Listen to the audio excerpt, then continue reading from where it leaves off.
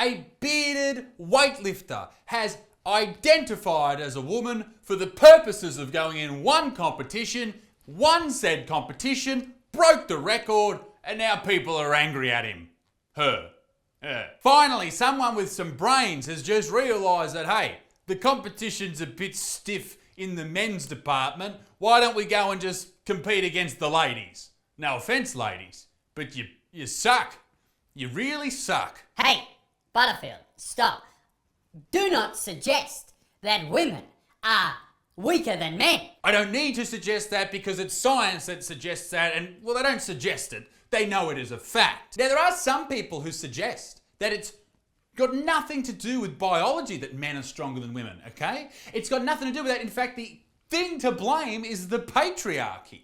The patriarchy is to blame. And there's actually recently a study out of Turkey. They took some time off from, doing hair transplants that found that without the patriarchy being an influence, women across the globe would be so strong that they would be able to balance the Burj Khalifa, the world's tallest building, on all of their collective clits. Here is a representation of what that would look like. This is my point. Men are horrible pieces of shit, and there's nothing we can do about it. Before we go any further, ladies and gentlemen, check out our Patreon. You get access to all these videos 2 or 3 days early. Wow, they're uncensored and there's no ads in the middle. Go and check them out there and support the channel. It's only $2 a month. That's a bargain. I'll take one. Wow. All right, let's have a look at this story. A Canadian weightlifter has entered a women's powerlifting competition and smashed the record previously held by a transgender lifter. So the women's competition had a record broken by someone who wasn't born a woman. And that was the record, and then it was broken again by someone who was also not a... Fuck. Ladies, it must suck being you, particularly because you've got to pretend you're all okay with this. When in reality, no one's okay with this. It's fucking ridiculous. However, because I'm not a bigot, I'll say this. Ladies, you're not as good as these other ladies. Try harder, all right? Losers. Avi Silverberg was able to do this by saying that they identified as a female. So I looked into Avi, right? And she has a... What does he identify as now? What a world we live in. He has a Master of Science in Exercise Science, and he's published over 400 articles on the topics of health, exercise, and nutrition.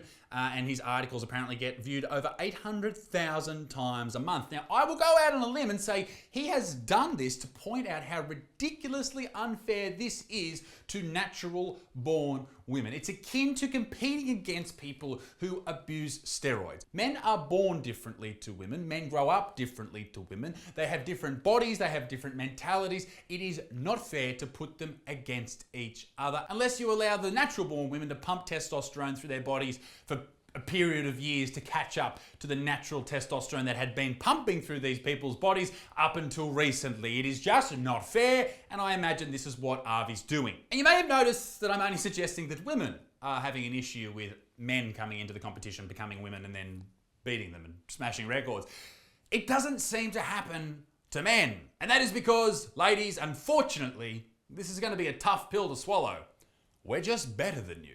Haha. But also the patriarchy is probably to blame for some reason. I'm sure you'll come up with one. Well done. Now, Avi isn't the first guy to do this. Zuby, the UK rapper, he did the same thing back in, I think, 2016 or something like that. He went in and identified as a female as he did a deadlift, broke the female deadlift world record, and he basically blew up after that. He's been on Joe Rogan's podcast since then. He's done world tours. He's doing speaking engagements. He's on fire. People don't know Zuby won the world championships in women's powerlifting.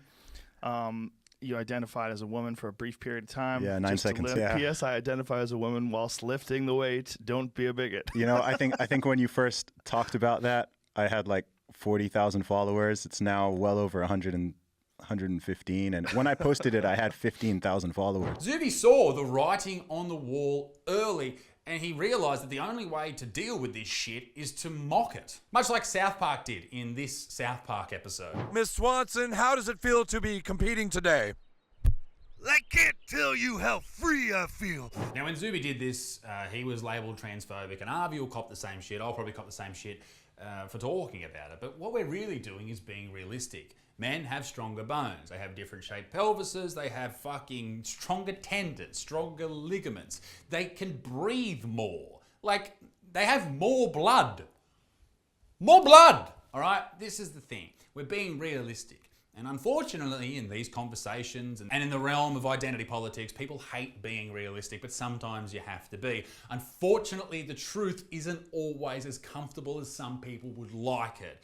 And in this case, the truth is this. Ladies suck at weightlifting and trans dudes fucking rule at it. Thankfully, some organisations across the world are actually coming to their senses and realise that this is ridiculous and we shouldn't allow it, and they're banning trans women from competing against natural-born women, which basically everyone thinks is a good idea except for the vocal minority on Twitter who are in between complaining about their blue ticks being taken away by Sir Elon. They're whinging about this shit and Elon being a part of the Third Reich.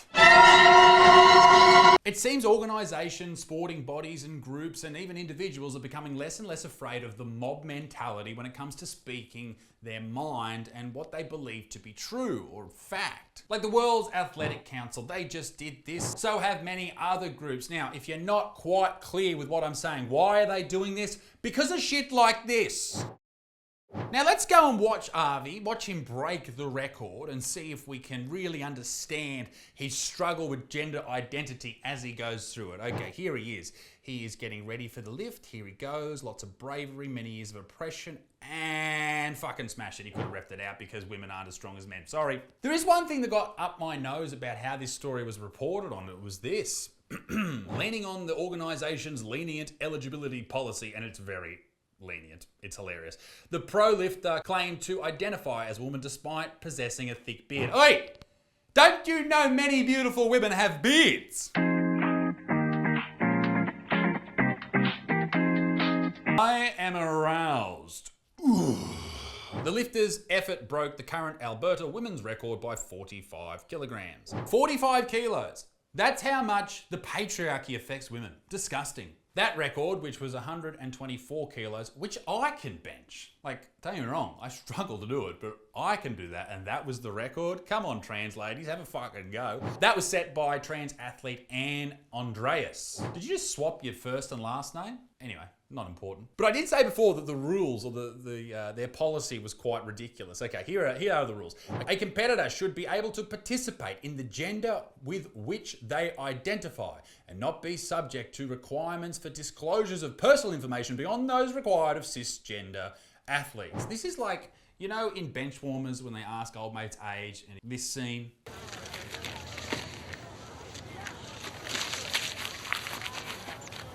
He's got documentation. It's the same fucking thing. It adds, nor should there be any requirement for hormonal therapy or surgery. So anyone can just wake up at any point, at any day of their lives and go, you know what, I'm feeling rather feminine today. I'm gonna go break a world record. What a beautiful morning. I'm gonna go trample some chicks' dreams. People say this isn't an issue, say it's very rare. Well, look at Leah Thomas, the swimmer who's breaking all the records and allegedly walking around with a cock out in front of all the chicks in the change rooms. There's Hannah Mounsey, who played handball for Australia as a man and now does this. To Fallon Fox, the MMA fighter who broke a woman's skull, there is so much evidence to suggest that this is not okay, and yet we are all supposed to sit here and go, yeah, no, it's fine. Sometimes, ladies and gentlemen, you've got to draw a line in the sand and say, I will not listen to shit that is as mad as that. You have to tell the truth, ladies and gentlemen. Don't lie to yourself. Don't be a coward. You know what is right.